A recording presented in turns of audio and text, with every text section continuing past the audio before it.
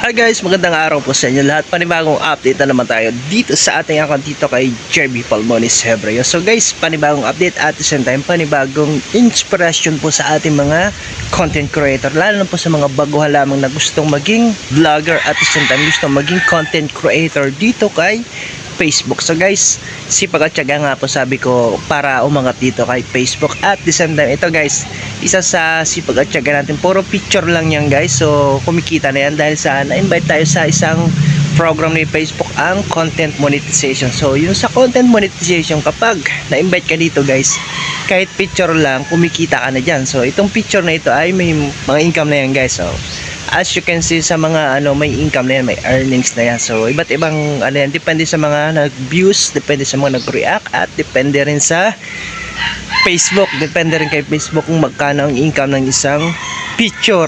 Sa photos lang yan guys, may income na tayo. So sa stories meron din. So yan guys ang patunay na may income talaga dito kay Facebook, kahit picture lang, kahit photos lang. So sana guys na-inspire kayo dito sa ating video. Ayan, sana kayo wag po kayong tamarin mag-post, wag kayong tamarin gumawa ng mga video, gumawa ng mga picture, mga photos, kasi ang nyo, yung ginagawa nyo guys pagdating ng panahon, kayo rin ang kayo din ang kukuha niyan, kayo din ang mag-i-income niya. So sana tuloy-tuloy lang, sana walang tamarang mangyayari. Basta focus kung anong gusto mo, wag kang nagka-violation ng konti, suko na. Wag, i-check nyo, gawan nyo ng paraan, check nyo kung paano mawala ang violation, check nyo kung paano umangat ang inyong account, saka sipag at tiyaga. Ayan, yun lamang guys, maraming salamat. Sana nakapalo na kayo sa aking account, and mabuhay. God bless us.